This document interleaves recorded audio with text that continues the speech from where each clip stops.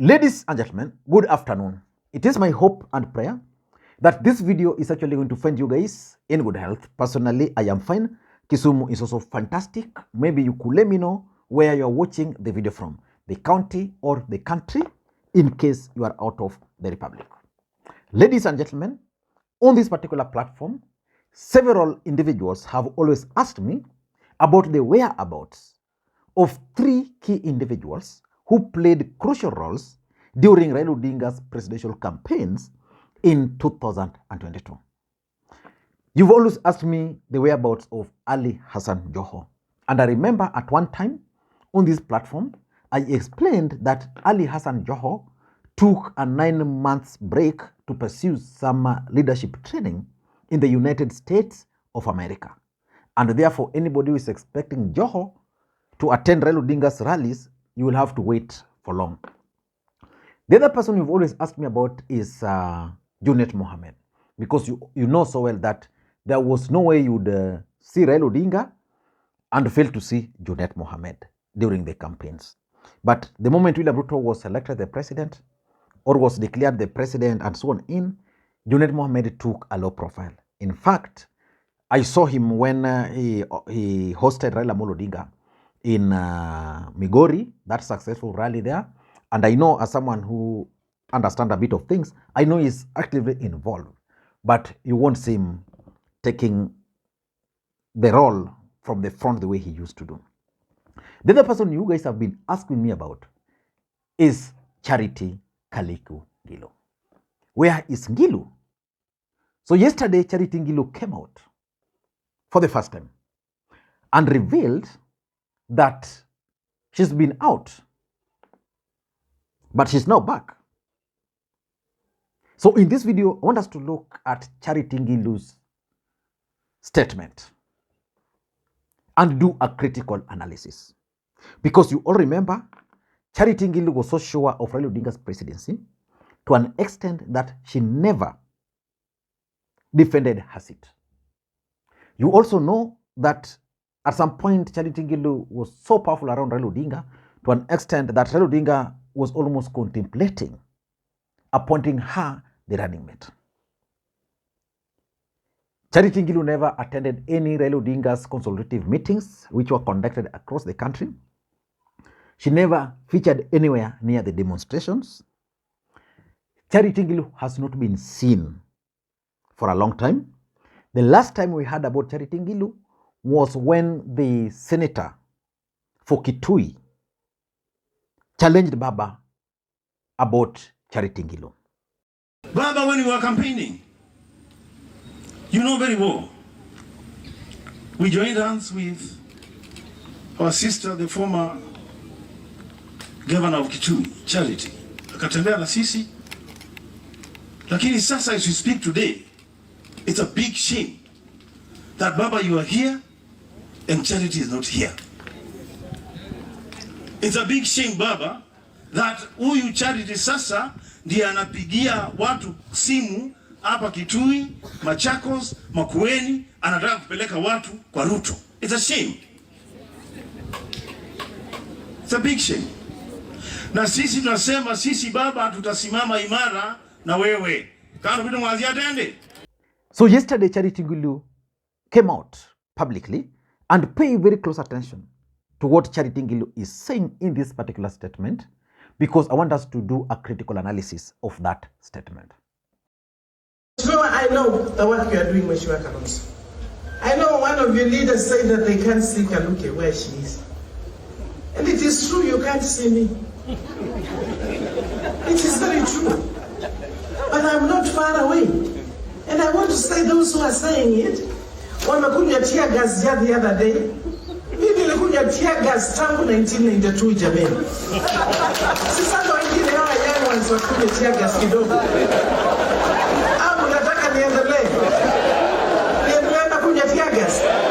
Hawa young ones like Senator, I kuja the first time when I was taking tear gas ya Moi. Wewe hata huko. Lakini endelea. We are watching you. You must continue, because quite honestly, the truth is, tuliambiwa, and we have a very good agenda for Azimio. We said all the things that we are going to do. But others also said that as soon as wakule hiyo Biblia kiapo, unga itaenda 70 shillings. Tumengoja, haijaenda 70 shillings. Walisema mafuta itaenda chini. Tumengoja, haijaenda chini. So I think you are right. Even these discussions that you are having, the conversation, the agreement that we are having, let it be a little more transparent. Tujue ni nini munasema. Because we are interested in saving our country. We want our country to move the direction that you, Mheshimiwa Kalonzo Musyoka, you were Vice President of Kibaki. I was in that same government. Raila was in that same government. And that is when we saw a Kenya that every Kenyan was proud of. And therefore, I think we must continue putting a Kenya that is going to be beneficial and a good country for everyone. Now, that's Charity Ngilu. If you paid very close attention to that particular statement, there are several things which Charity Ngilu actually said in her statement. Number one, that she's been missing, yes, but she's not been very far.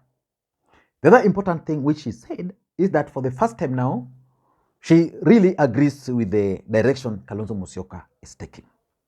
But importantly, Charity Ngilu is also, from her statement, clearly not going to support William Samoei Arap Ruto, because he's reminding Kenyans that these guys themselves promised Kenyans that they were going to give them unga at 70 bob. They are not doing that. But for me, as someone who reads politics, I have the following observations to make. Before we do that, in case you're watching this channel for the first time, please take a second or two, click that subscribe button so that next time we produce a video like this, YouTube will automatically notify you. And to the subscribers, I want to continue thanking you guys for your continued support, because without that support, this channel cannot be where it is. And I want to thank Robert Mose for the coffee, and of course we spoke. Thank you so much. You can also support the channel using the numbers on your screen. Thank you, and let us now proceed. The first thing, or the first observation I'm making from Charity Ngilu's statement is that she has been disappointed. Kenya Kwanza has disappointed Charity Ngilu. And indeed, not only Charity Ngilu, other Azimio leaders who are leaning towards Kenya Kwanza have started trooping back. Yesterday, I did one of the videos here about Abdul Swamad Nasir. And later on, I was told he was actually called and requested to accompany Ruto to Kwale. And I think he is currently in Kwale.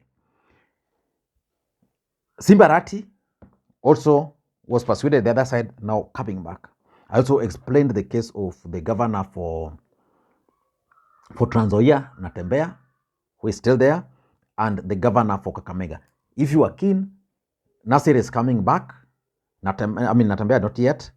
The Kakamega governor is back. Simbarati is back. Now Charity Ngilu is also making a comeback, which means these guys were hoping that things were going to be better on the other side.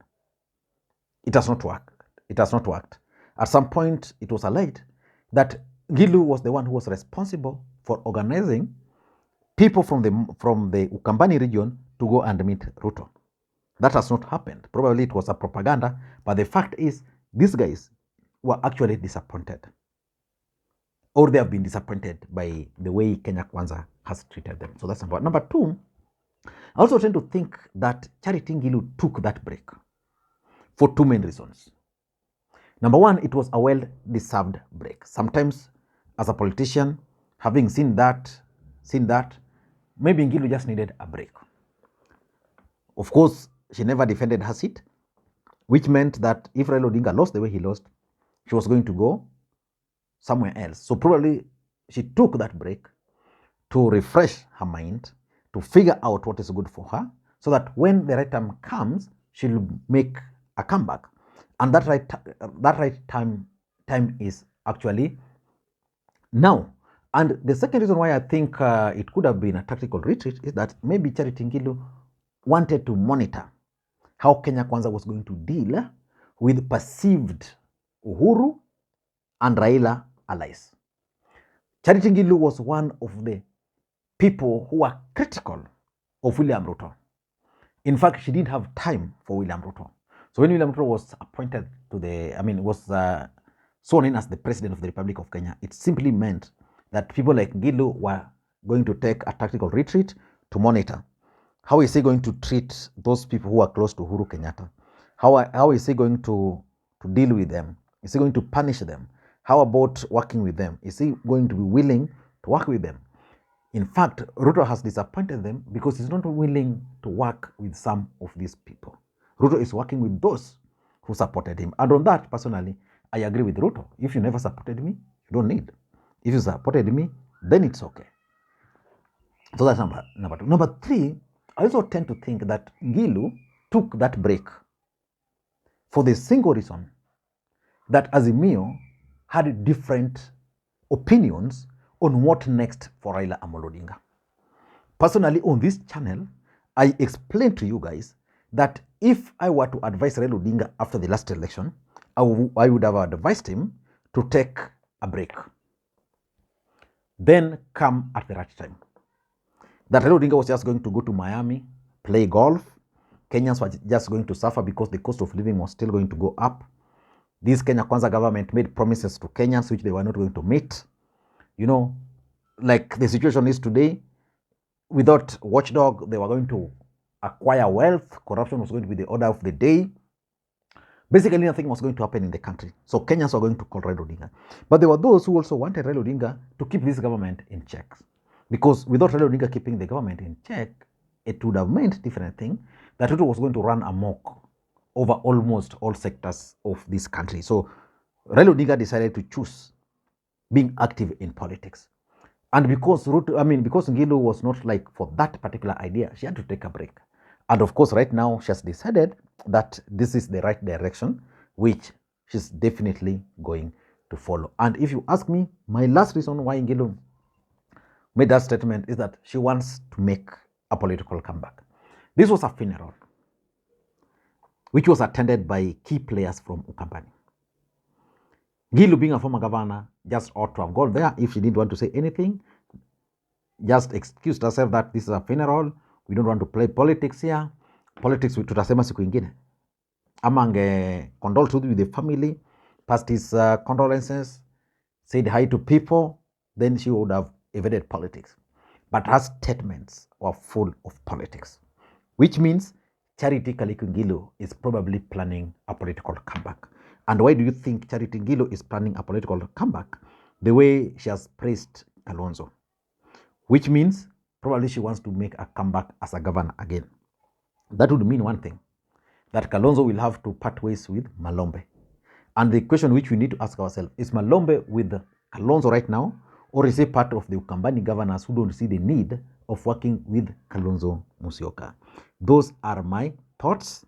Thank you guys for taking your time, and welcome again and again and again. Bye-bye.